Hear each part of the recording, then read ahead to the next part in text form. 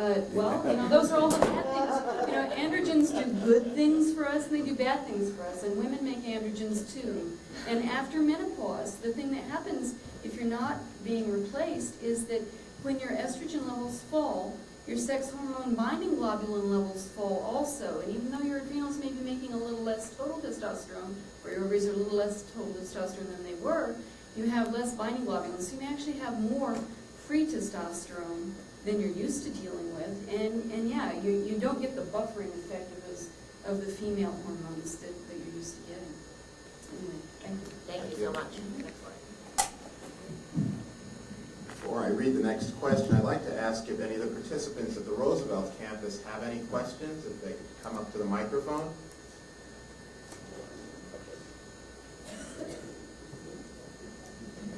Seeing none. The next question is addressed to Dr. Weiner. Where is the penile prosthesis placed in relation to the patient's own penis? Okay. Anatomically, if you're looking at an erect penis, you're going to see the urethra ventrally, and you're going to have the two corporal bodies superiorly. And the two corporal bodies are what gets rigid during an erection. If you ever feel the head of the penis, it's usually typically soft, and the urethral or the spongiosum tissue that surrounds the urethra is soft, right in the midline below the penis. And what the prostheses, where they go, and all of them go in the same place, is within this tunica, which is almost like a leather covering of this very vascular, spongy tissue. And basically that spongy tissue is either fibrotic or the microvessels are not working. And for that reason, that spongy tissue is basically removed or pushed aside, and the prosthesis is placed within these sort of two containers. And they basically go all the way out on the shaft of the penis, and they tunnel and track under the pubic bone. So the incision, or the opening that we make when we put in a penile prosthesis, people do it two different ways. You can make either what's called a penoscrotal incision, which literally is this big. It's about, I'd say, 2 inches or 2.5 inches tops to do the whole surgery. Or it's done infrapubically. So we shave a little hair infrapubically and place it in that area. You can access this area very easily. And I was going to bring a video, but I thought I was going to add on too much time. But it's really done through a very small incision. Blood loss is minimal, and it's a nice procedure to do. Thank you.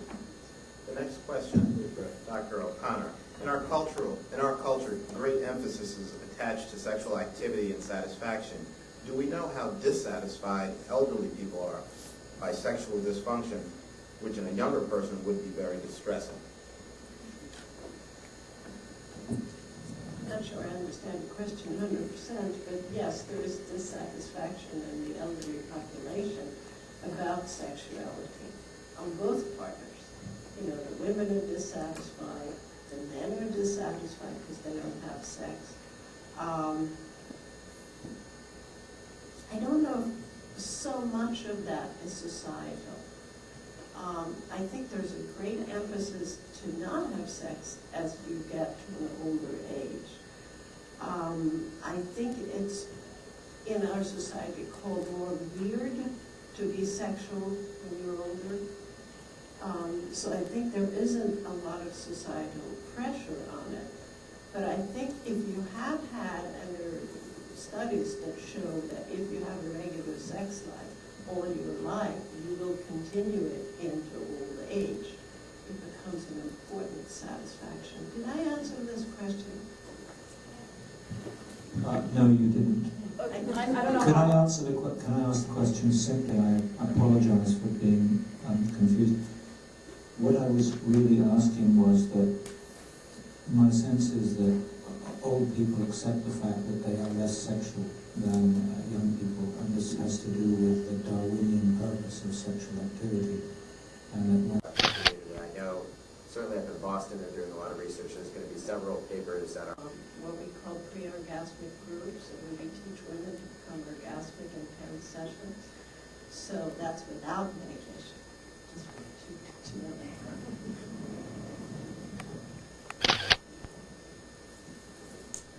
I think that's it with regards to our questions. I don't know if the participants would like to ask. closing remarks? Well, I just, as one of the organizers of the conference, really would like to thank everyone who participated and thank the audience. I think you've been exceptionally attentive and willing to get involved, and I certainly found it to be extremely thought-provoking and something that will influence my practice as I go forward, and I hope all of you found the same.